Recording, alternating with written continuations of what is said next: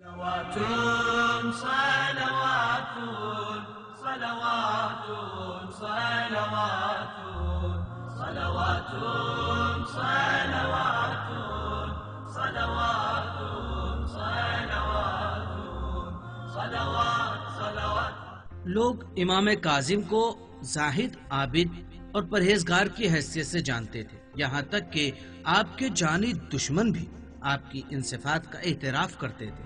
اور مامون اس کے والد ہارون رشید سے، جس نے بہت زیادہ تعداد میں شیعوں کو اور امام کاظم علیہ السلام کو شہید کیا، اس واقعے کو نقل کرتا ہے.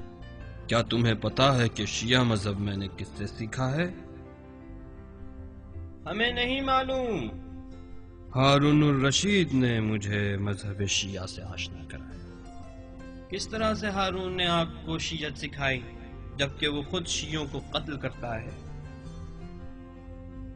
میں جب ہارون کے ساتھ حج کرنے مدینہ پہنچا تو ہارون نے حکم دیا کہ جو مجھ سے ملنا چاہتا ہے پہلے اپنا تعارف کرائے اور پھر میری اجازت کے بعد میرے دربار میں آئے. تو جو بھی دربار میں آتا تھا اپنا تعارف کراتا تھا اور ہارون اس کی حیثیت کے مطابق اسے عطا کرتا تھا. کہ اچانک دربار کے نگہبان نے ہارون کو یہ اطلاع دی.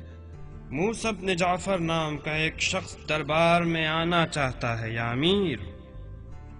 ہارون نے فوراً جواب دیا، انہیں اپنی سواری کے ساتھ میرے تخت کے پاس لے آؤ.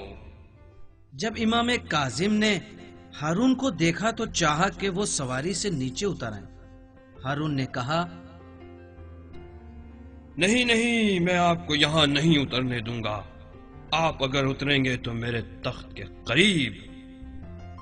پھر ہارون نے آپ کو نہایت احترام کے ساتھ اپنے قریب بٹھایا اور آپ کے حضور میں بڑی انکساری کی حالت میں اپنے سوالوں کا جواب دریافت کرنے لگا. اور جب امام جانے لگے تو وہ بہت عزت و احترام کے ساتھ کھڑا ہوا اور امام کے چہرے مبارک کا بوسہ لیا اور کچھ مال امام کی خدمت میں پیش کیا اور ہمیں یہ حکم دیا کہ ہم ان کے گھر پہنچنے تک احتراماً ان کے ساتھ رہیں، اور ہم نے بھی وہی کیا جو مامون نے حکم کیا تھا. میں نے جب دیکھا کہ ہارون نے اس شخص کی اس قدر عزت اور توقیر کی تو مجھے بہت تعجب ہوا اور میں نے ہارون سے سوال کیا، یا امیر المومنین، یہ کون ہے جس کے ساتھ آپ اتنی عزت کے ساتھ پیش آ رہے ہیں؟ اور آپ نے انہیں اپنے نزدیک بٹھایا اور آپ نے یہ حکم دیا کہ احتراماً ہم ان کی منزل تک ان کے ساتھ جائیں. کیا آپ لوگوں کے امام اور زمین پر خلیفہ خدا نہیں ہیں؟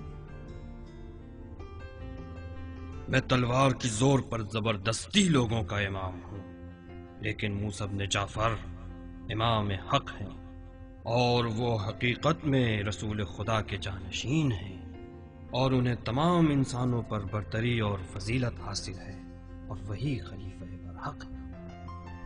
پدر بزرگوار، پھر آپ خلافت انہیں ہی کیوں نہیں سونپ دیتے؟ میرے لاڈلے بیٹے، خدا کی قسم جان لو، اگر خلافت اور حکومت کے معاملے میں میری مخالفت کی تو تمہاری گردن کو بھی اڑا دوں گا. پھر آپ نے ان کا اتنا احترام کیوں کیا جبکہ آپ نے انہیں سب سے کم مال عطا کیا، یہاں تک کہ آپ نے دربار میں عام افراد کو بھی اس سے کہیں زیادہ عطا کیا ہے؟ خاموش!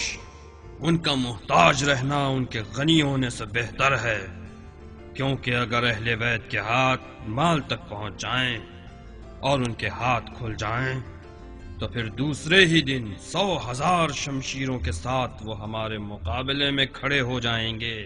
اس طرح ہارون نے ان حقائق کو جو ابھی تک مامون اور دوسروں سے چھپے ہوئے تھے اسے سب کے سامنے ظاہر کیا کہ ائمہ اطہار رسول خدا واقعی جانشین ہیں اور اس زمین پر سب سے بہترین ہیں.